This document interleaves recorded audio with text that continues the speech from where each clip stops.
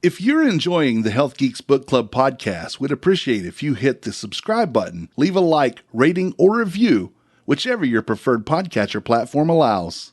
This episode is sponsored by Well Balanced Nutrition and 360 Health. Welcome to the Health Geeks Book Club podcast. Listen in as Kristen Norton and Eleanor Russell review all those great health and wellness books you've been wanting to read or you have read and want to talk about. Here's Kristen and Eleanor. Howdy. The Health Geeks are here, and we are still reading The Next Level Metabolism, the Art and Science of Metabolic Mastery by Dr. Jade Teta.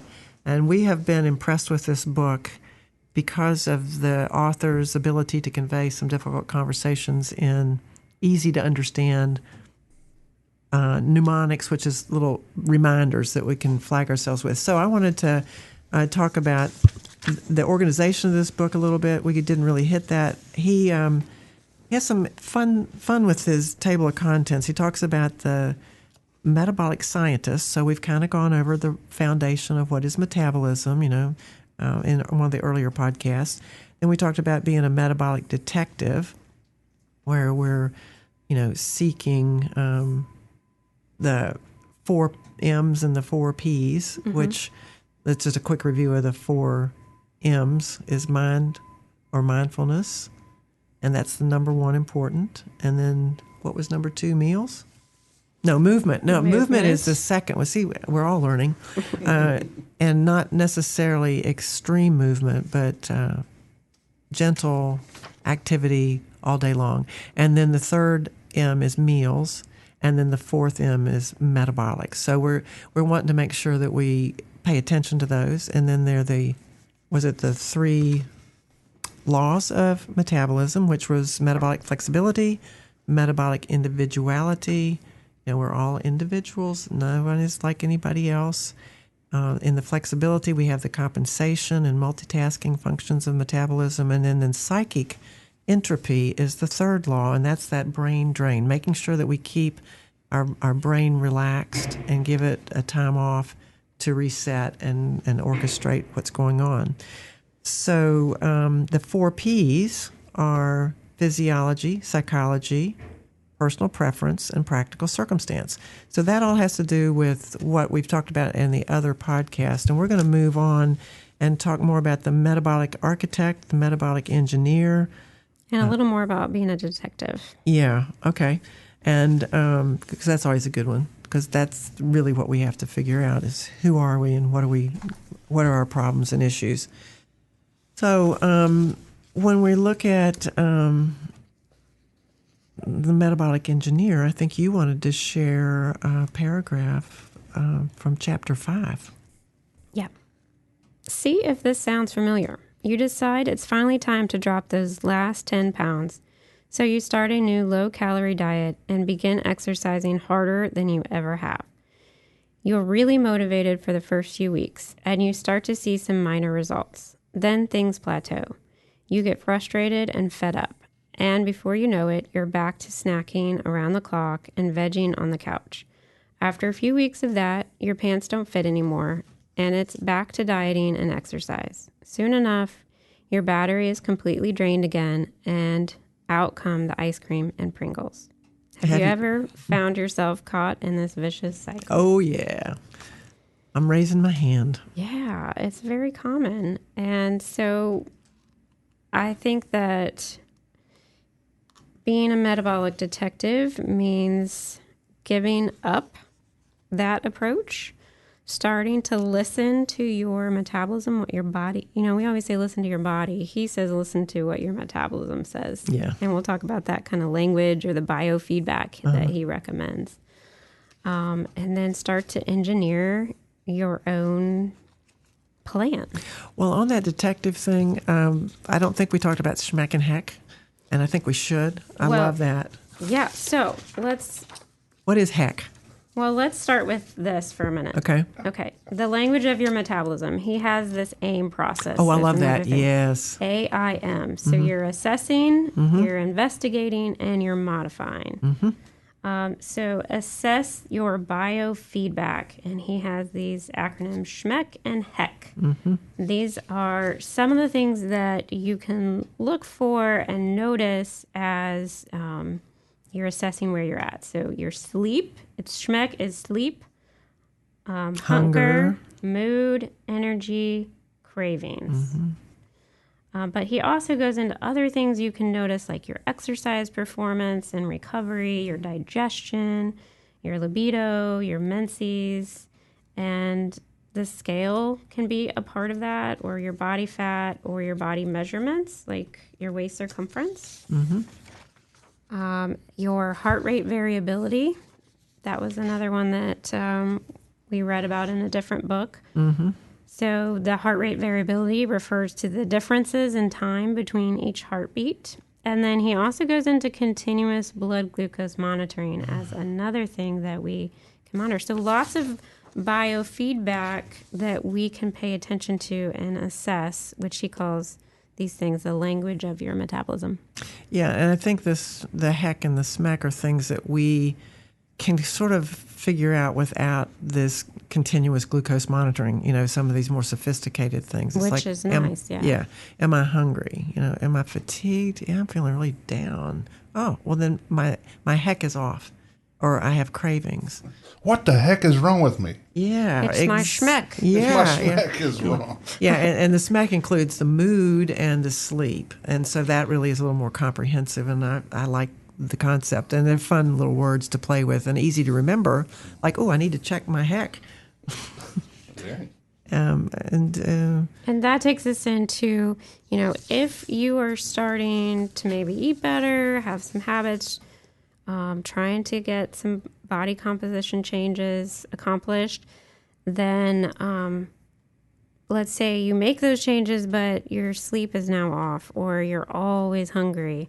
So he says, okay, stop and investigate that. See if you can tweak and modify. So maybe you're trying to get by off of salads, but you're not including any protein or fiber, things that are going to... And you're dragging. ...make you feel full. So that's kind of his aim process. Yeah. Or you walk by that donut and all of a sudden you ate it.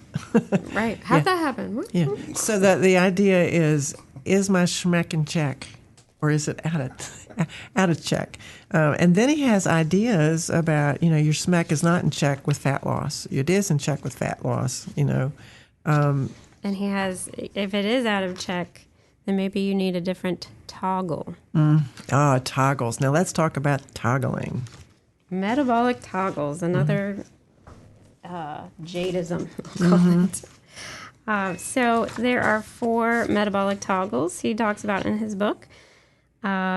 Number 1 is eat less, exercise less. And this is a small calorie gap that comes from eating less, but is not accompanied by intense workouts. It can be included with a lot of walking, those 10 to 20,000 steps we talked about. But the calorie deficit you're creating is coming from just eating a little bit less, or just eating less. And then the second one... Before you move that, can we, as you go through these, because I am a big proponent of living within natural rhythms. Yeah. Can you kind of include that as we go? Because I think this eat less, exercise less is like a winter phenomena that we might... Okay, good. Thanks for that. Let me back up. So if you have the book, on page 153, there is this excellent chart of these 4 toggles. Now, I'm going to start with a different one now. Okay. So this is the common traditional diet approach. Eat less, exercise more. You're on a low-calorie diet, you're exercising several days a week, and you're trying to walk. You're just creating that big calorie gap. And he says that this is probably best early spring, and that because of those things we talked about earlier about metabolism and how much stress that can put on you, that toggle should never be used for more than 4 weeks. Isn't that great? I like that. That is freeing. Yes. It's like, I can do this. 2 to 4 but weeks. But don't go max. beyond or I'll not get the benefits. Exactly. And that's called the dieter approach, I think. The dieter approach, yeah. So 2 to 4 weeks, and probably early spring would be a good time to do that. Yeah. Then he moves on to toggle number 2 is eat more, exercise more. So this is kind of your athletic toggle. And you're working out several times. You're doing lots of like boot camp style workouts, heavy lifting, and doing it 5 to 6 days a week. But you're also really Eating a lot. Yeah, it makes me think of the swimmer Michael Phelps. Yes, that type of level. I remember the first time I heard him getting ready for one of the Olympic competitions, he had eaten something like 7,000 calories or more. And it was like, are you? And it was not good food. I mean, it was like Big Macs and stuff like that. Well, at that calorie level, you got to get the fat. Get creative to get it up there. And I thought, and this is a peak body performance, and that's what he's feeding it, But yes. You need a high calorie if you're going to move because of this metabolism's flexibility and adaptability. That is what you're doing, and the compensatory things that are going on. Okay, so we're going to be an athlete maybe 3 months of training. 3 months training maybe in late spring to early fall is a good opportunity to do this. Then you could toggle. After that 3-month stretch of being an athlete, you maybe need some time to be a couch potato. Oh, I'm loving the sound of this. Is this now? So this is late fall, where you might be eating more, exercising less. So this is great, like recovery time after those intense training blocks. Maybe it's just sometimes we need it after a lot of the life stress. But this is really limited to 4 to 7 days max. So it can't stay a couch potato, unfortunately. But, there's that idea of self-care. It's okay. Don't beat yourself up. If this is what you're doing, just don't let it go beyond 4 to 7 days. Exactly. Indulge yourself because your body is saying, I need this. Right. Okay. But don't overdo it because then it doesn't work. The metabolism doesn't respond. Right. Well, like after 7 days or longer of being a couch potato, Jade points out that's a similar effect of being a dieter and going long term on these diets because it's just as bad for your metabolism. The metabolism. Okay, and the final toggle is the hunter-gatherer toggle. Eat less, exercise less. So best toggle for year-round living or winter time. And he spends the most time talking about eat less, exercise less, because I think more of us need to be here. Yeah, and Tim just got back from Paris. Yes, he did. And he was showing us some pictures of the food they served him, and I was struck by the portion sizes. Excellent, beautiful, gorgeous food, but they don't, in my understanding, they don't load plates up like we do in the United States. Right, so also they use smaller plates. So the plates we use here are what the 10 to 12 inch, and what they use is the 8 to 10 inch. Yeah. So it's a whole, and they fill it. So you feel like, or visually you feel like you got your money's worth. But not once when we finished eating did I go, Isn't that nice? like I do almost every time I eat here. Like too much. Yeah. Plus, the ingredients are different, and they don't know they don't know what organic means because everything is organic. Yeah. So, So the method of eating over there, plus everybody's walking a lot. I can see why there's not a whole lot of overweight Parisians. Even though their food is laden with butter, cream, and lots of meat. But they're not eating loads and loads of it at a time, and they're moving nonstop. Right. That's what I'm saying. So even store, I mean, even the restaurants, they don't have coolers. Their food is delivered fresh, or they go pick it up at a market every day. So most restaurants don't have room for a cooler. Or a freezer even. Yeah. So we have lots to learn from some of our friends. Kristen, I'm reminded of another book that we read called The Switch when you're talking about this. And that was James Clement, and he was talking about intermittent fasting. Ignite your metabolism with the fasting, the protein cycling, and keto. But at the end of that book, he goes over a sample calendar year, which is very similar to what Jade has described in his toggles. Oh, interesting. Because they're talking about autophagy. Remember that thing we talked about where you give your body time to clean house and then feed it. And so that's kind of what he's talking about, the eat less, exercise less. You're letting the cells do what they do and, not overburden the metabolism. So I would recommend anybody out there that's following our reading list to go and pick up a copy of The Switch and review it, because great ideas and an explanation of some of these things that are very trendy right now about keto and intermittent fasting and high-intensity workouts. I like the idea of toggling back and forth. I do too. Seasonal changes, and that makes a lot of sense. And, there's a couple research studies out there about and I think he brings them up, about, calorie restriction for a short period of time and then going back to like the eat less, exercise less. Well, remember the monks, the Greek monks in Santorini? That's what they would do. Yeah. And they ate little meals, bread and water. Sounded really restrictive, but very healthy people. And the blue zones, another evidence of what Jade is kind of conveying in a different way here. There are healthy ways to live. Mm-hmm. Mm-hmm. So how do we toggle? Do you check your SMHEC and HEC and then toggle?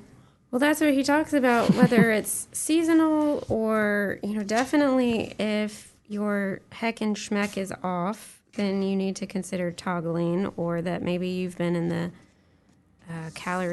overly calorie restrictive, eat less, exercise more toggle way too long.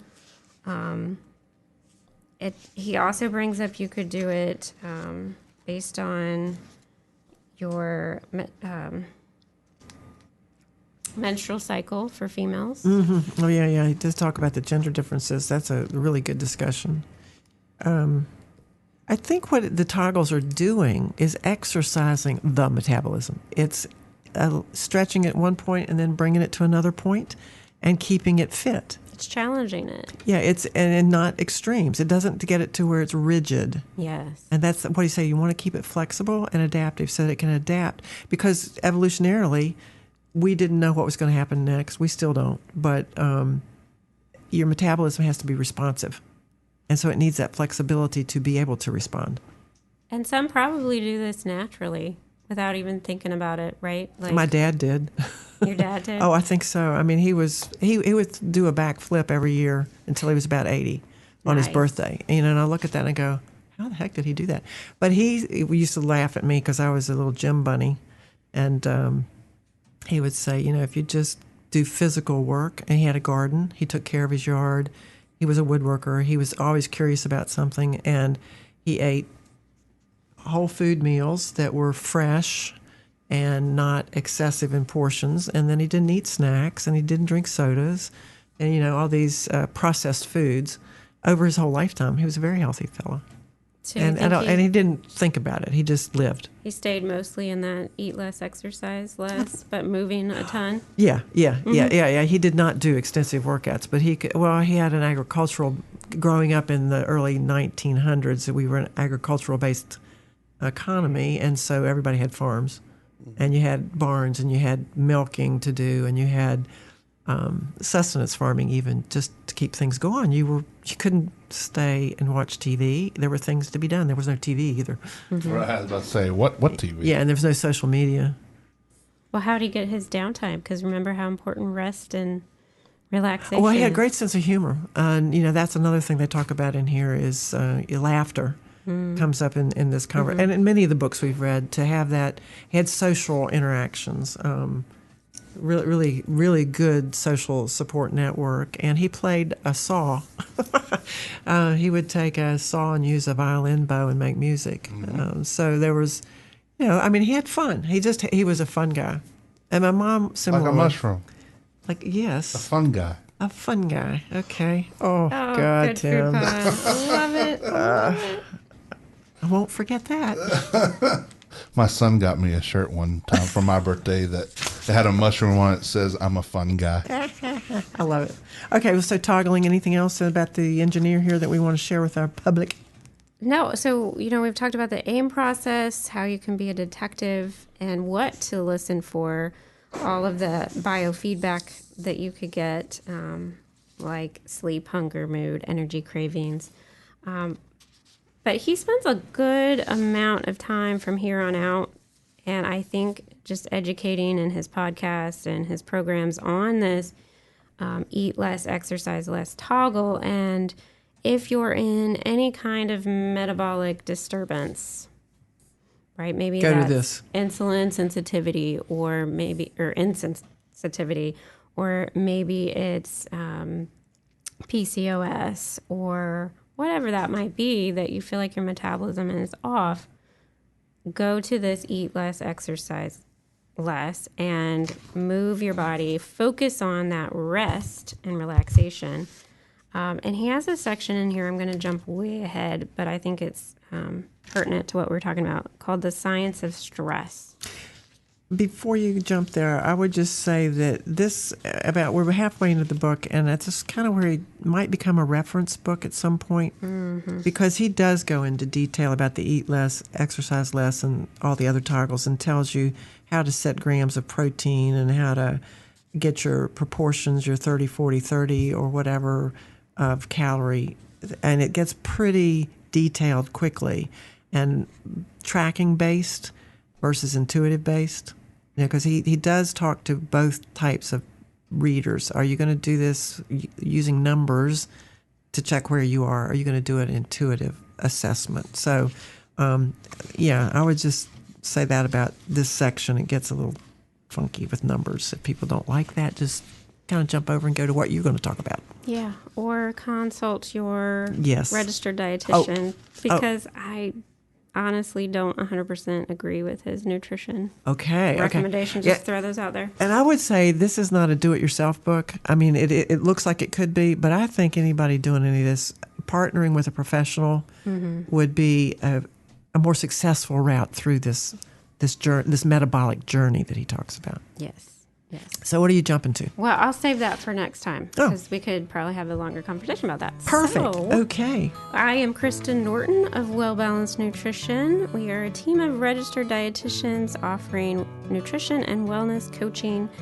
We are in network with some insurance companies, so it may be covered. Check us out at wellbalancednutrition.com to set up your free clarity call today. And I'm Eleanor at 360health4u.com with wellness products across the spectrum to keep you healthy and make healthy happen.